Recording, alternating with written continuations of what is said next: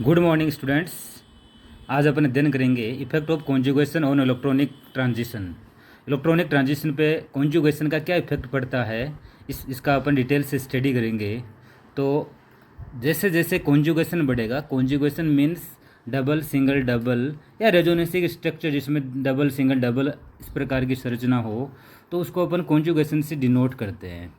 जैसे मान लो आपको दिया हुआ है एथीन अणु दिया हुआ है और इस एथीन अणु में एक डबल बॉन्ड है। डबल बॉन्ड मीन्स एक पाई बंद है और एक पाई बॉन्ड फॉर्मेशन के दौरान 2 पाई इलेक्ट्रॉन्स, 2 इलेक्ट्रॉन्स पार्टिसिपेंट लेते हैं, कक्षक सम पार्श्विक रूप से अतिव्यापन करके पाई बॉन्ड का निर्माण करते हैं। तो इसमें टोटल हो गए 2 पाई इलेक्ट्रॉन। अब इसमें इलेक्ट्रॉनिक संक्रमण कैसे होगा? इसमें एक तो होगा पाई बंधित अणुकक्षक जिसको अपन BMO कहते हैं, दूसरा होगा पाई विपरीत बंधित अणुकक्षक जिसको अपन ABMO कहते हैं। BMO means bonded molecular orbital, ABMO means anti bonded molecular orbital. तो एथीन का जो मोलिकुलर ऑर्बिटल डायग्राम इलेक्ट्रॉनिक संक्रमण के रेफरेंस में आपको दिया हुआ है, मैंने लिखा है इसको, एक तो पाई BMO, दूसरा हो गया पाई स्टार जिसको ABMO कहते हैं। तो इलेक्ट्रॉनिक ट्रांजिशन जैसे ही ये ऊर्जा लेगा इलेक्ट्रॉन, तो ये बंधित अणुकक्षक से कहाँ जाएगा? विपरीत बंधित अणुकक्षक में ABMO में जाएगा। इट मीन्स इलेक्ट्रॉनिक ट्रांजिशन इसमें पाई से पाई स्टार होगा। और इस पाई से पाई स्टार इलेक्ट्रॉनिक ट्रांजिशन के दौरान जो लैम्बडा होगी वेवलेंथ, जिसको अपन अधिकतम तरंग दैर्ध्य के रूप में लिखते हैं, वो एथीन के लिए 165 नैनोमीटर प्राप्त होती है। एक्सपेरिमेंटली जब पता चलता है तो लैम्बडा मैक्स का मान 165 नैनोमीटर प्राप्त होती है। तो ये तो बात हुई एथीन की। अब अपन नेक्स्ट 1,3 ब्यूटाडाइन। अब 1,3 butadiene double single double conjugation है, रेजोनेंस है। अब कॉन्जुगेशन है तो इसके अंदर 2 2 4 टोटल 4 पाई इलेक्ट्रॉन उपस्थित है। टोटल है 4 पाई इलेक्ट्रॉन।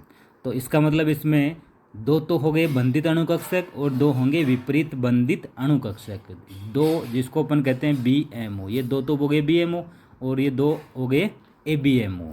जो बंधित अणुकक्षक हैं पाई 1 पाई 2, विपरीत बंधित अणुकक्षक है इसको मैंने डिनोट किया है पाई 3 स्टार पाई 4 स्टार से। तो इलेक्ट्रॉनिक संक्रमण कहाँ से होता है? तो इलेक्ट्रॉनिक समीकरण होगा होमो से लूमो। एक होता है होमो, HOMO। होमो का मीनिंग होता है हाईएस्ट ऑक्यूपाइड मोलिकुलर ऑर्बिटल, वो तो कहलाता है होमो। दूसरा होता है LUMO, LUMO, lowest unoccupied molecular orbital, जिसको कहते हैं लूमो। तो इलेक्ट्रॉनिक ट्रांजिशन होमो से लूमो में होता है। तो 1,3 ब्यूटाडाइन का अब एनर्जी डायग्राम देखें अपन, तो होमो इसके अंदर होता है हाईएस्ट ऑक्यूपाइड मोलिकुलर ऑर्बिटल है वो पाई 2 है, और इसके जस्ट हाई एनर्जी लेवल का जो ऑर्बिटल है वो है पाई 3 स्टार, इसके जस्ट पास में दिया हुआ है पाई 3 स्टार। तो इलेक्ट्रॉनिक ट्रांजिशन पाई 2 से पाई 3 स्टार होता है। इसमें इलेक्ट्रॉनिक ट्रांजिशन कौन सा होता है? पाई 2 से पाई 3 स्टार।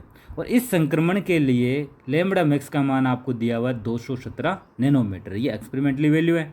जब एक्सपेरिमेंट किया गया ये वो स्पेक्ट्रोमीटर की सहायता से अपन डिटेक्ट करते हैं, तो लैम्बडा मैक्स का मान 217 नैनोमीटर प्राप्त होता है।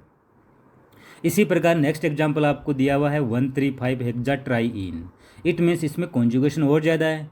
तो कॉन्जुगेशन जितना ज़्यादा होगा उतना ही होमो और लूमो के मध्य, ये होमो ये लूमो, होमो और लूमो के मध्य एनर्जी गैप कम होगा। एनर्जी गैप कम होगा तो लैम्बडा मैक्स का मान बढ़ता है। तो 135 हेक्साट्राईइन के लिए लैम्बडा मैक्स का मान 253 नैनोमीटर प्राप्त होता है। अब 135 हेक्साट्राईइन में टोटल 6 पाई इलेक्ट्रॉन है। तो इसको अपन, इसका मतलब 6 पाई इलेक्ट्रॉन मीन्स इसमें पाई 1 पाई 2 पाई 3 तीन अणुकक्षक तो ऐसे हैं जिनको अपन कहते हैं BMO, बॉन्डेड मोलिकुलर ऑर्बिटल। और इसके अलावा जितने बंधित अणुकक्षक होते हैं उतने ही विपरीत बंधित अणुकक्षक होते हैं। तो इसमें पाई 4 स्टार पाई 5 स्टार पाई 6 स्टार ये कहलाते हैं ABMO। ABMO का मीन्स विपरीत बंधित अणुकक्षक। यहाँ से पाई 4 से लेकर के पाई 6 तक के अणुकक्षक हो गए विपरीत बंधित अणुकक्षक, ABMO जिसको अपन कहते हैं। तो 135 हेक्साट्राईइन के लिए होमो होता है पाई 3 और लूमो होता है पाई 4 स्टार। तो इलेक्ट्रॉनिक ट्रांजिशन कहाँ होगा? होमो टू लूमो होगा। तो highest occupied molecular orbital to electronic transition lowest unoccupied molecular orbital होता है, और इसके लिए एनर्जी गैप और कम होता है। तो इलेक्ट्रॉन एनर्जी गैप कम है, इट मीन्स एनर्जी कम है, एनर्जी कम होगी तो लैम्बडा का मान बढ़ता है।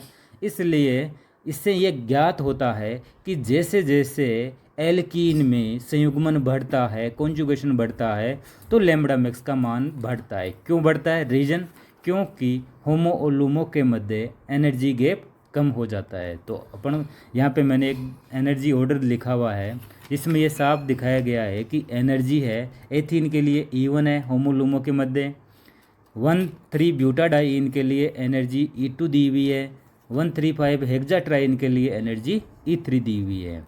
तो इसका मतलब एथीन के लिए एनर्जी गैप ज़्यादा है, फिर और कम हुआ और कम हुआ, तो एनर्जी ज़्यादा तो लैम्बडा मैक्स का मान कम होगा। इट मीन्स लैम्बडा मैक्स का मान सबसे ज़्यादा होगा 1,3,5 हेक्साट्राइन के लिए, फिर 1,3 ब्यूटाडाइन के लिए, और सबसे कम होगा एथीन के लिए। तो ये अपना लैम्बडा मैक्स का मान।